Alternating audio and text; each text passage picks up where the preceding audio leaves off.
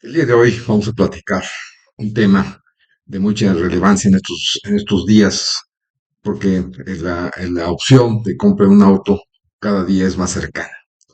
Todo el mundo está pensando, con toda la publicidad que hemos recibido, que pues, un auto eléctrico puede ser una buena opción.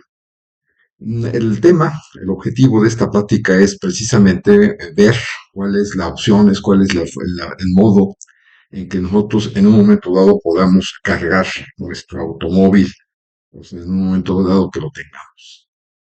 Para empezar, quisiera establecer algunos parámetros, algunas definiciones con respecto al tipo de carga que puede tener un auto.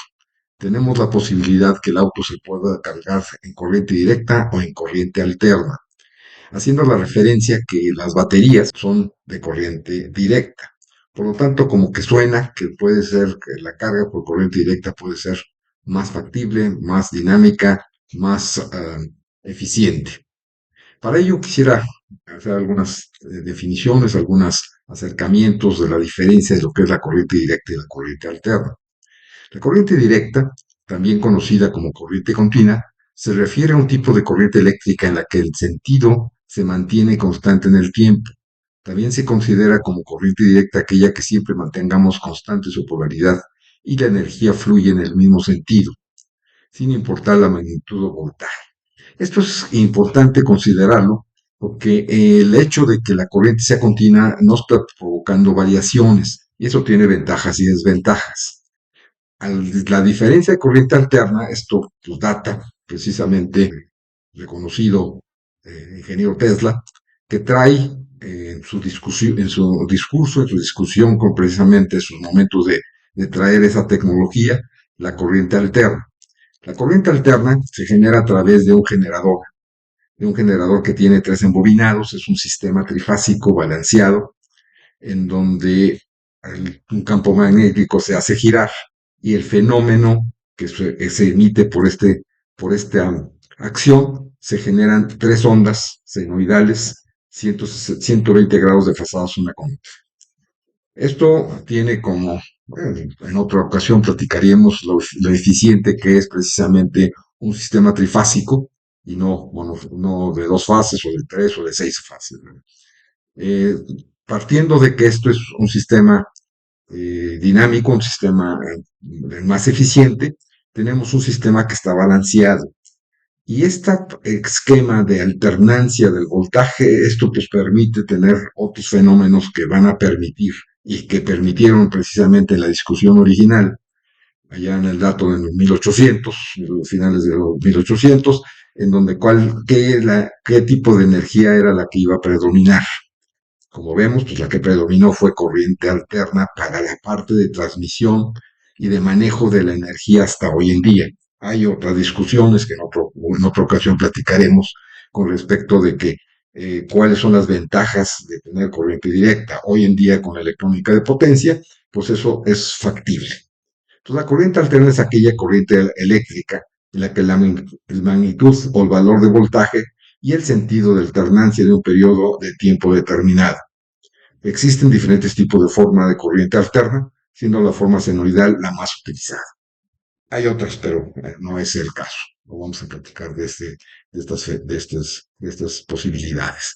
La corriente directa fue la primera que se comenzó a utilizar. De hecho, la tendencia original, estamos hablando ya de los finales de 1800, como comenté hace un momento, la tendencia era utilizar corriente directa. Se encontraron dificultades que fueron resueltas precisamente con la corriente alterna.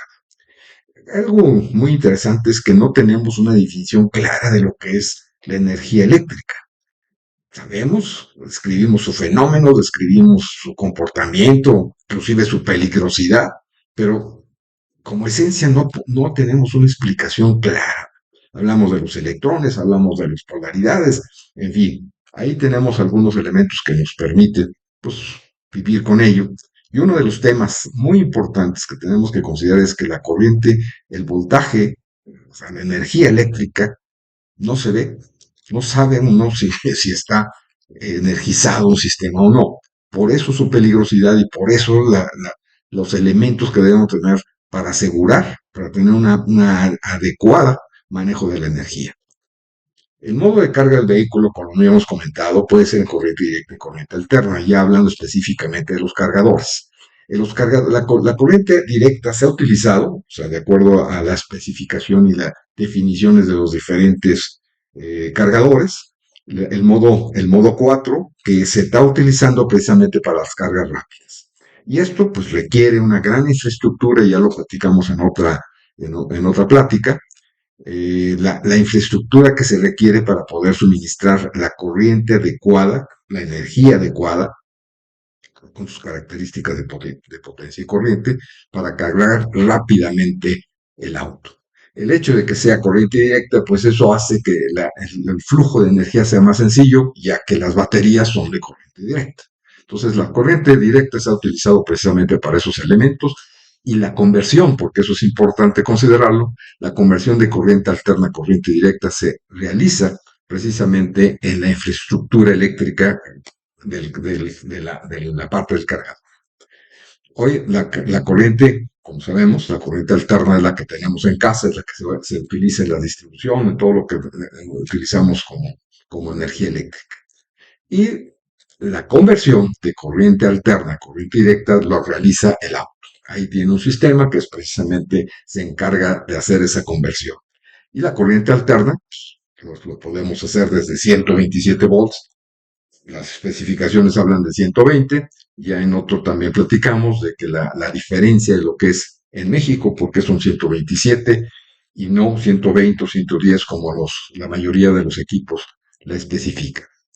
Aquí una de las problemáticas que ya nos encontramos precisamente en el elemento de poder cargar, el momento de conectar nuestro automóvil a un cargador.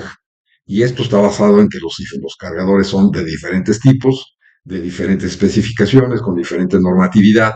Y aquí algunos de los ejemplos que tenemos de lo que está ya en el mercado, en donde pues, obviamente se ve claramente que si no tengo yo el mismo conector, pues no se va a poder conectar, ¿verdad? Empezando el más sencillo, que es el monofásico, en este caso es 220. Ojo, el 220 es ya un voltaje más considerable, es europeo. En México sería 127, aunque las especificaciones, repito de una vez más, es 120. Después vienen los modos 2 y 3, que son los que más se utilizan, ya sea en casa, ya sea carga comerciales, ¿verdad? Y hay algunas de las especificaciones también en otra plática, ya hablamos precisamente de la eficiencia y de la rapidez de carga de cada uno de los casos de los nuestros. Aquí vemos cómo los diferentes países han ido con diferentes tipos de corriente, diferentes tipos de conectores. Es importante considerar que la corriente directa tiene conectores adicionales. Estos dos, en la parte de corriente directa, que es direct current, esa es la nomenclatura. Tenemos aquí la carga, ¿verdad? Esto pues nos permite pues, tener la búsqueda de saber en dónde están los cargadores, donde podemos nosotros conectar nuestro automóvil. La normatividad ha sido uno de los temas, no se ha logrado tener una normatividad internacional, pues cada quien pues, se ocupa de su normatividad local, y eso hace que sea pues todavía un tema que debemos estar alertas. Una instalación, esa es la instalación adicional en la que nosotros podemos recurrir en el caso de poner nuestro cargador en casa. Podemos tener alguna alternativa, un elemento adicional donde nos va a permitir pues, cargar con mayor velocidad, ¿verdad? Si nosotros conectamos nuestro auto a 127 volts, pues el tiempo de carga pues es muy largo, ¿verdad? Dependiendo del tamaño de la batería del automóvil que nosotros estemos hablando. También platicamos en otra ocasión de esta rapidez y el costo que lo que significa cargar. Uno de los elementos que aquí podemos observar es precisamente la conexión a tierra. Y esto está referenciado precisamente en el tipo de protección. Tiene dos objetivos específicos. Uno de ellos es que el auto establezca una superficie equipotencial con la instalación eléctrica del cargador. Y el otro es precisamente en la parte de la protección. Cuenta, ya cuando estamos hablando de un cargador de cierta magnitud, se requiere una protección diferencial. Y la protección diferencial, como el nombre lo dice, están censando la entrada contra la salida y entonces está censando la corriente de fuga que se va a tierra. Pues por eso es la importancia del conductor de puesta a tierra. En el momento en que haya demasiada corriente a tierra, quiere decir que hay una falla y por lo tanto se dispara. Entonces, lo importante de estos elementos para asegurar una buena conexión es la conexión a tierra. Su conductor de puesta a tierra es esencial para que pueda funcionar. De hecho, en los cargadores, al no detectar una buena puesta a tierra, pues se van, no va a operar. Hay posibilidades de engañarlo, pero pues no es lo recomendable. Ya en otra plática seremos mucho más específicos en la importancia que significa la conexión a tierra. Una de las razones o uno de los elementos que no debe proteger es por alguna descarga atmosférica que suceda en el momento en que se está cargando. Estos son de los elementos importantes que exigen que la instalación, su conductor de puesta a tierra. Y aquí, como elemento final, tenemos la posibilidad de conectores de diferentes tipos en 127, 220 volts, dependiendo de dónde estemos localizados. Pues eso es lo que les quería yo platicar el día de hoy. Su servidor, el maestro en ingeniería, Rubén Darío Ochoa Vivanco. Aquí están mis datos por si alguien quisiera hacer alguna pregunta, algún comentario. Muchísimas gracias.